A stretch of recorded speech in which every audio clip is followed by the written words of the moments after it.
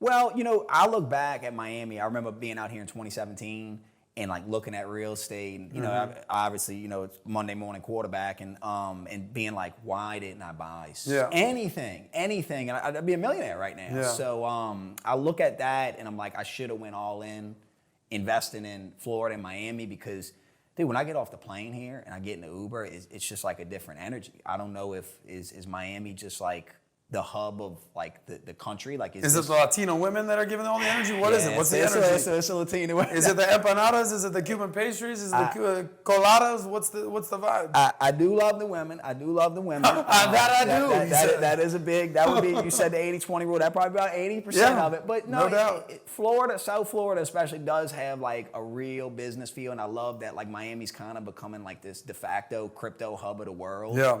And it just seems like this is the place to be. Do you feel that way? So look, I'm not that dude that just showed up here 3 years ago during COVID. I'm born and raised in Miami. My family's from the Midwest, Detroit, Minneapolis. But my family came down here in the 70s. And my grandfather, respect, rest in peace, he got a place in Miami Beach. And I remember in the 80s going to see my grandfather at his place, like, I don't know, the ocean, the thing, whatever. But what's funny, in the 80s, this is the Cocaine Cowboys days. This is the Scarface days. There's like two things going on in Miami at this time. It's like all the old people are retiring here, just sitting on their rocking chairs, just, getting old.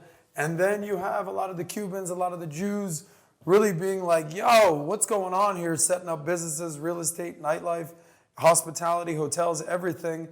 And, that's kind of who runs Miami Beach, is sort of the pioneers. Whether it's the Cubans and the Latino community or the Jewish community, they came down here. So I've been born and raised in Miami. So I remember in the 80s and 90s, I was the weird cousin.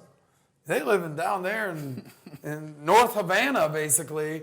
My family in Detroit, Minneapolis, Chicago, Midwest, New York, whatever it is, friends, they were like, this guy, the weirdo, lives in Miami.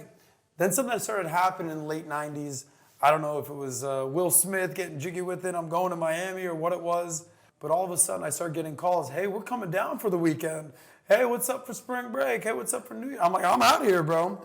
So I'm very lucky to be blessed in Miami. I've seen when it was nothing. I've seen the growth. But obviously, since COVID, it's now not just a national city. It's an international city.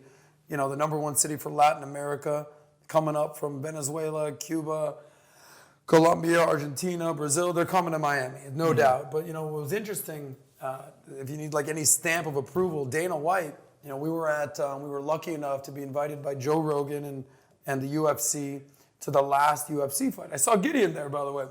And they gave us like front row seats. Pat's, become real tight with Rogan. And it was a success. Trump walked in the arena, the crowd's going crazy. It's the fight that Israel Adesanya knocked out the dude. He did his whole thing. And Miami was on fire, and it's been on fire in a good way since COVID. But Dana White, in a recent interview, said, look, you got to understand something about Miami. Because they asked, are you coming back to Miami? Because it's the first time he's back here. He goes, you got to understand something. Miami's the new LA. What LA was doing 20 years ago or so, or even 10 years ago, Miami has taken that mantle and running with it. And Miami has a good climate for business. Obviously, no income state. We've got a governor who's probably not going to be the president. That's been great for Florida since COVID. We've got a mayor in Miami, a good buddy of ours, Mayor Francis Suarez. He's the famous "How could I help" tweet from the crypto community and the tech community and the Silicon Valley community. We just got leadership. We've got forever. Miami was just a party city. There's people that made it in real estate, the people that made it in nightlife, and that was it. Now we have financial companies here. We have cryptos coming here. We're starting a media company here.